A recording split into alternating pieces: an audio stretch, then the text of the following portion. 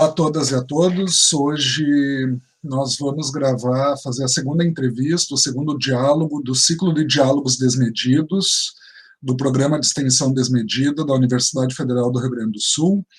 Para quem nos acompanhou no primeiro vídeo, eu estive conversando com a professora Simone Paulon, que atua na coordenação do Programa Desmedida juntamente comigo, e ela nos contou um pouco da trajetória do Programa Desmedida, do qual faz parte, participa desse programa já há alguns anos, o professor Moisés da Fontoura Pinto Neto, que é graduado bacharel em Direito pela URGS, fez o mestrado em Ciências Criminais pela PUC e o doutorado em Filosofia pela PUC do Rio Grande do Sul. Atualmente, o Moisés é professor da graduação do curso de Direito na UBRA e professor do programa de pós-graduação em Educação, também na UBRA do Rio Grande do Sul. Hoje nós vamos ter uma continuação desse ciclo com o Moisés e preparei algumas perguntas para a gente conversar e poder se aprofundar um pouco mais em algumas questões conceituais que envolvem o programa Desmedido. Nesse programa, a gente busca problematizar o debate sobre saúde mental, direitos humanos e sistema penal, numa aproximação que muitos autores, e nós também, consideramos uma aproximação perigosa entre os campos jurídico e psiquiátrico. Nessa interseção entre o jurídico e o psiquiátrico, eu gostaria, Moisés, que tu comentasse um pouco sobre as noções de periculosidade, inimputabilidade e medida de segurança. Bom, olá a todas e todos que estão nos assistindo. Nem vou falar bom dia, boa tarde, boa noite, porque não sei que horário que a pessoa está nos ouvindo, Mas, enfim, é um prazer estar aqui conversando com vocês aí, expondo um pouco dos princípios teóricos do nosso programa. Bom, assim, no direito penal e na criminologia, a gente teve basicamente uma grande luta no final do século XIX entre dois modelos. De um lado, um modelo que é chamado, então, de modelo clássico, que é o modelo de inspiração iluminista. Um modelo que, basicamente, funciona segundo aquela ideia de um sujeito racional, livre, e que, portanto, tem autonomia nas suas decisões. A esse sistema eram adjacentes, por exemplo, princípios como o princípio do direito penal do fato, que diz que ninguém pode ser punido pela sua própria condição, mas sim pelo que praticou, Então, assim, as características do autor em si eram irrelevantes, porque assim como todo o liberalismo político, para bem e para mal, a concepção de sujeito aí é uma concepção abstrata de sujeito. Então, a rigor, esse sujeito é um sujeito sem corpo, é um sujeito que está simplesmente fundado na razão e na concordância dele de participar do acordo racional, que é o contrato social. Então, a pena, nesse contexto, é o quê? A pena é uma resposta que o Estado dá diante de uma violação do contrato social, praticada com autonomia por esse sujeito, e, portanto, proporcional ao grau de liberdade que ele dispunha no momento da ação. Então, se ele tinha muita liberdade, a pena é muito alta. Se ele tinha pouca liberdade, a pena é muito baixa ou pode até não existir. Uma situação de legítima defesa, por exemplo, o sujeito vai praticar uma ação que, teoricamente, se enquadra no artigo, vamos supor, mata alguém em legítima defesa. Mas o âmbito de liberdade que ele tinha ali era basicamente escolher entre a própria vida ou a vida do outro, Então, consequentemente, não tinha nenhuma liberdade. E por isso ele é absolvido, Então, por outro lado, se ele mata só por prazer, a culpa é muito alta, a liberdade é muito alta, portanto, a culpa é muito alta. A culpabilidade, um conceito que a gente chama, é muito alta e, portanto, a pena será mais alta.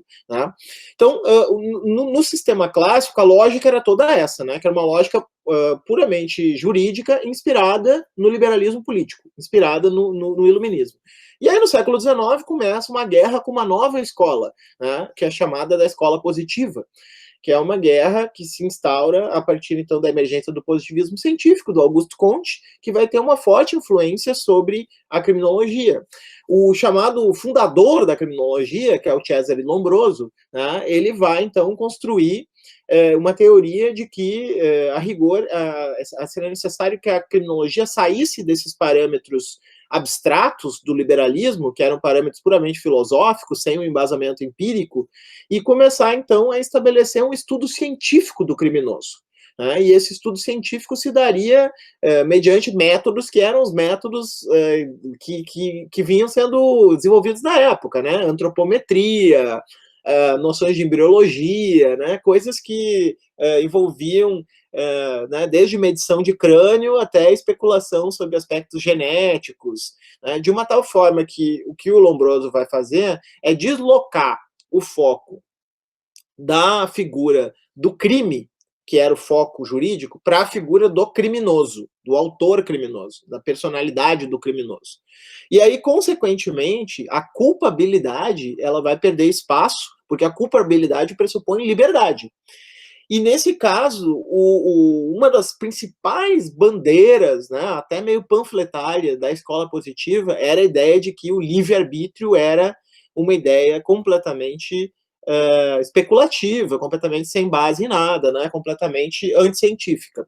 Que, a rigor, os parâmetros que deveriam orientar a forma como funciona o sistema penal seriam parâmetros de determinismo, né? Então aí vai ter o Lombroso, vai ter um determinismo biológico, né? Então o sujeito é determinado pelas suas próprias características biológicas, tá? Para o Ferri, depois que é um seguidor do Lombroso, vai haver, além do determinismo biológico, um determinismo também social, né? Daí vamos lembrar das obras desse período da obra dos naturalistas, né? Aquela coisa que a gente estuda na teoria da literatura e tal, que o ambiente determina o sujeito, né? Tudo isso eram ideias da época. O Machado de Assis, por exemplo, foi um grande ironista dessa tradição toda, né? Naquele livro brilhante, O Alienista, né? No conto O Alienista.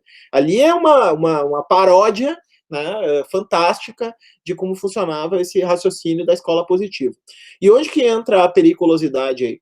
A periculosidade é exatamente o que vai substituir a culpabilidade. Ora, na medida em que o sujeito não dispõe de liberdade no momento da ação, na medida em que ele é determinado pelas suas condições biológicas, não nos interessa o quanto ele é culpável, e sim o quanto ele é perigoso. Né? Portanto, a gente cria uma escala de medição da periculosidade do sujeito e, de acordo com essa escala, estabelece, então, uma sanção. Só que essa sanção também vai se modificar, ela não vai mais ser uma pena com características retributivas, como ela era no modelo liberal clássico. Né? Ela, na verdade, vai ser, então, uma medida curativa. Né? Ela vai ser uma medida que vai buscar a transformação desse sujeito para que ele seja curado da patologia que o aflige. Né? Já que, no final das contas, há uma completa fusão, né, da figura entre o criminoso e o doente, né? Ou, como dizia Foucault, o criminoso e o anormal. Aliás, o livro aquele do Foucault, o Pierre Rivière, né, ele é um documento muito interessante da transição dessas epistemes, né, da transição da episteme clássica, que era aquela episteme baseada na culpa, baseada na liberdade, para a episteme positivista, né, que é uma episteme baseada, então, na patologia, na doença, né, e dali, então, aquela guerra entre, digamos assim, por fazer a verdade, entre médicos e juristas. Né, aquele primeiro momento, antes, né, é um momento proto-positivista ainda, né, de Pinel e Esquirol, não tinha ainda o positivismo, é anterior, mas ali estava se gestando, então, essa nova episteme médico-psiquiátrica que começa, então, a transformar o direito penal de uma tal maneira que ele ganha uma nova configuração. E aí, nessa história, a gente tem a necessidade de, então, de se estabelecer algum tipo de decisão em torno de qual desses dois modelos vai se seguir. Vai se seguir um modelo que é um modelo baseado nas penas e na culpa, né, que é um modelo jurídico, ou vai se seguir um modelo que é um modelo baseado na periculosidade e nas medidas, que é um modelo positivo, né, o positivista. Qual das duas escolas? E aí, o que o legislador brasileiro fez em 1940 e depois repetiu em 1984 com o Código Penal foi fazer uma conciliação. Né? Então, houve uma tentativa de conciliar. Se a gente pega os grandes juristas da época, Nelson Hungria, Roberto Lira, entre outros, a gente vai ver que eles todos colocam que há uma necessidade de conciliar as duas escolas. As duas escolas têm aspectos interessantes, então vamos conciliá-las. E como é que eles fazem essa conciliação? Eles estabelecem 2 regimes. O regime das penas vale para os imputáveis, e o regime das medidas vale para os inimputáveis. O regime das penas tem parâmetros de cálculo, né, tem parâmetros de proporcionalidade, né, tem todos esses parâmetros, com todos os problemas que tem, né, e nem vou entrar no mérito disso. Já o regime das medidas é um regime completamente baseado na posição médico-psiquiátrica. Ele não tem, inclusive, por exemplo, né, as medidas não têm limites. Né? As medidas elas podem durar a vida inteira do sujeito. A medida só cessa quando cessa a periculosidade. Portanto, se o sujeito permanecer perigoso segundo a forma como o perito o examina, ele vai permanecer internado. Né?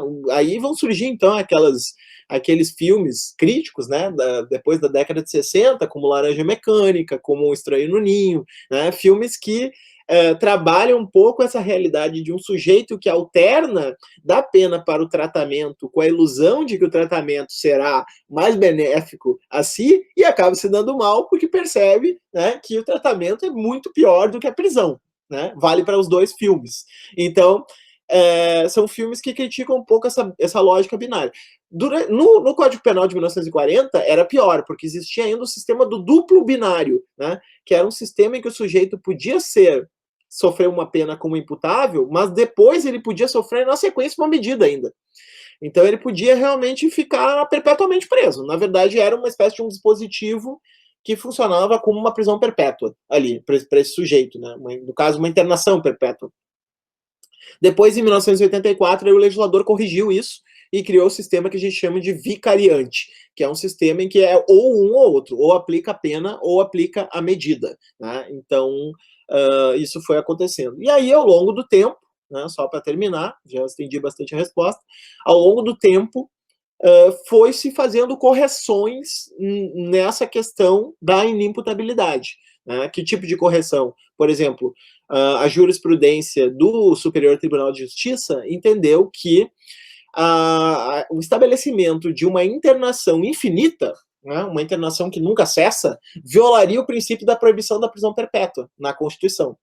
E, consequentemente, estabeleceu que, na pior das hipóteses, se não cessa a periculosidade do indivíduo, ele vai responder pelo máximo da pena. Então, se o máximo da pena for 20 anos, ele vai ficar 20 anos internado. Se o máximo for 30 anos, ele vai ficar 30 anos internado. Ou até que cesse a periculosidade, né? Com todas as críticas que a gente estabelece a esse conceito. Mas, juridicamente, foi isso. Pelo menos se estabeleceu um limite, se entendendo que não pode se perpetuar infinitamente essa pena. E cada vez mais, né, com a introdução de uma dimensão crítica no discurso, jurídico penal, cada vez mais vai se, digamos assim, tornando mais porosa a linha entre pena e medida de segurança, de uma tal forma que fica muito evidente que medida de segurança não é algo benéfico para o criminoso, né? Que era uma das formas que o discurso positivista construía, né? Que a ideia, não, a medida de segurança não precisa ter limites porque é um tratamento, é para o bem, né? Tem até a frase famosa que os penalistas gostam de falar, acho que foi o Agostinho Ramalho que falou pela primeira vez, que é quem me protege da bondade dos bons. Né? Então, é um pouco isso. Né? Então, aí foi a partir dessa ideia de que viola as liberdades fundamentais, a internação e medida de segurança, se começou, então, a estabelecer limites a esses poderes estatais, tal como o direito penal faz em geral. E como é que tu entende essa história, né, e toda essa discussão em torno ou da pena ou da medida, né, como isso incide no movimento e na história do movimento da reforma psiquiátrica brasileira?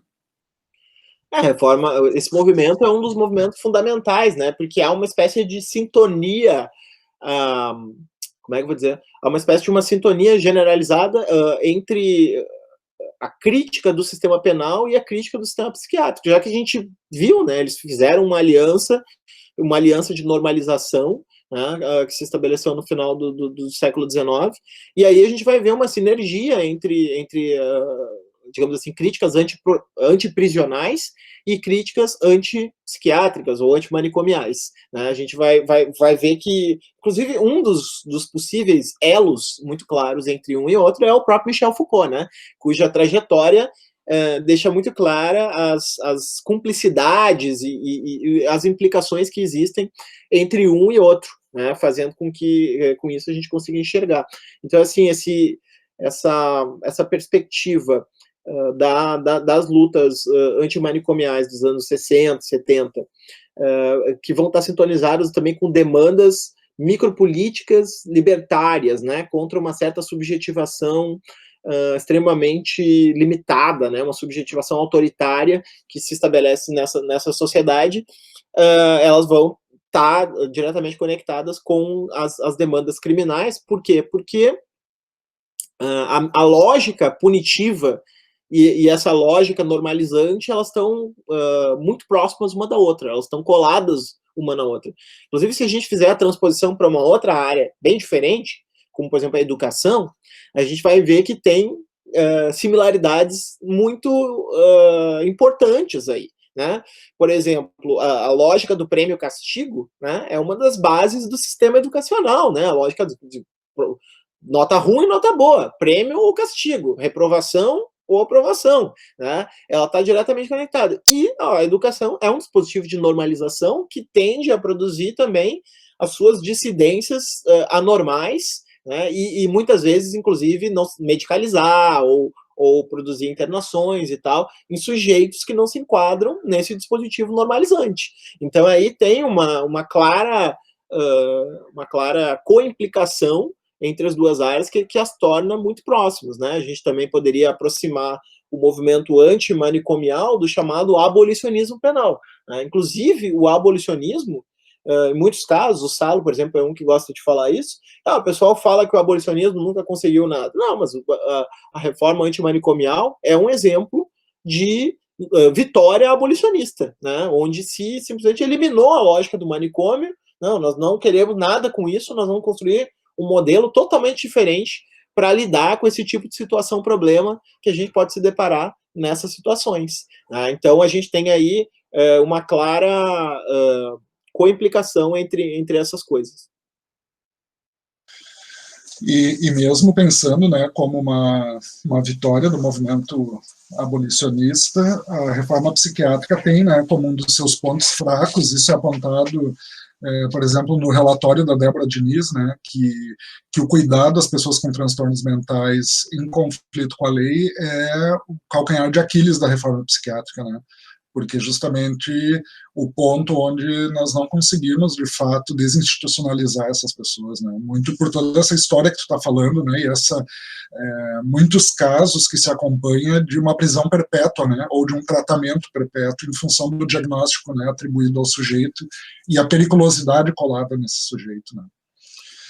Sim. Aí a gente tem que entrar num outro lugar, né, que eu acho que também é um lugar importante para esse debate, que é o lugar de que, no final das contas, esse tratamento jurídico penal da inimputabilidade acabou sendo um tratamento basicamente de abandono do Estado, né? Esses sujeitos estão abandonados, tanto no sentido vulgar da palavra, no sentido habitual, quanto no sentido que, por exemplo, o George Agamben dá para os prisioneiros dos campos de concentração, né, que estão abandonados. Significa que eles estão vinculados pela sua exclusão, o Estado, né? Eles têm um vínculo, mas é pela exclusão, né? Eles não estão simplesmente excluídos, como, por exemplo, sei lá, alguns povos indígenas podem estar fora simplesmente da situação estatal, e isso não tem nada de ruim para eles. Eles estão muito bem lá vivendo com a sua autonomia e não querem que o Estado chegue lá e incomode, né? Agora, nesse caso, esses sujeitos estão abandonados, eles têm um vínculo com o Estado, eles estão presos, eles estão internados, mas ao mesmo tempo eles estão abandonados, eles estão excluídos. E aí, então, a gente tem situações que a gente percebe que, inclusive, os juristas muitas vezes nem sabem como lidar direito com essas situações, porque é uma coisa tão assim, do tipo, esconde o problema e varre para baixo do tapete, que nem sequer existe um aprofundamento teórico bibliográfico nisso. Bom, infelizmente, né, já vou indo para a última pergunta, o último comentário, né, para nós não nos estendermos muito. E eu gostaria que tu compartilhasse, né, com quem está nos assistindo, algumas dicas que tu já veio dando no decorrer, né, da tua fala, de livros, filmes, documentários, né, obras que tu considera importantes para quem gostaria de se aproximar dessa discussão. Sim, sim. Eu até peguei uns aqui na biblioteca, aqui, né? Acho que o primeiro é esse aqui, é o História da Loucura, do Michel Foucault, né? Eu acho que esse livro é um livro clássico, né? Merece ser lido. Os Anormais, eu também citei, né? Michel Foucault. E Vigiar e Punir, né? Vigiar e Punir também, porque mostra bem essa transição do Foucault mais focado na questão da loucura para o Foucault da questão punitiva e como as questões se ligam umas nas outras, né? Depois eu recomendo, para pensar, até não peguei o livro aqui, mas para pensar essa questão do abandono, o Giorgio Agamben, Homo Sacer, né? Eu acho que é um livro bem importante aí para pensar essa lógica de campo de concentração, de vida nua, né? Todos esses fenômenos. Hoje tem também o Achille Mbembe, né? Que está trabalhando esse conceito de necropolítica também, acho que ajuda a pensar isso. No caso brasileiro, a Daniela Arbex, né, nesse livro Holocausto Brasileiro, tem um documentário também, eu acho que é um livro fundamental para entender. E para crítica ao sistema punitivo e a aliança médico-psiquiátrica no direito penal, eu recomendo também a Cristina Halter, Criminologia e Subjetividade, eu acho que é um livro bem importante para essa questão. E o meu amigo Saulo de Carvalho, Antimanual de Criminologia, né? Eu acho que é um livro bem importante assim, para criticar essa lógica punitiva e entender um pouco por onde anda essa questão, né? Acho que é uma questão que se desdobra em muitas coisas, mas aí também a gente poderia ficar falando muitas horas acerca disso. Bom, Moisés, queria te agradecer muito por esse tempo, né, por gravar, ter aceito o convite para gravar essa conversa.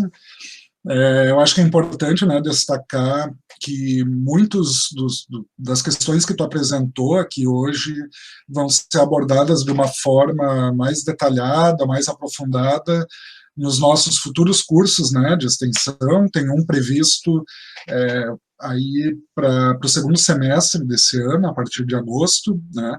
Então a gente está se organizando, né, Moisés, para poder organizar esse curso e disponibilizar para a comunidade em geral. Então, quem está nos assistindo pode nos acompanhar pelo site desmedidaurgs.com e pelo blog vinculado ao site. Lá vão ter notícias quando a gente estiver liberando as inscrições e ter divulgação do curso. E também curtir a nossa página, né, o canal criado no YouTube para acompanhar os vídeos e também essas notícias, né, que a gente vai divulgando, né? Então, mais uma vez, queria te agradecer, né? Não sei se tu quer dizer mais alguma coisa, né, para o público, para quem está assistindo. Não, só reitero as tuas recomendações para seguir aí o canal e tudo que a gente vai tentando fazer, né? Te agradecer também pelo convite e pela edição desse vídeo aí, que futuramente vai ao ar. Tá bem, então. Muito obrigado, Moisés. Um abraço. Um abraço. Então, tá.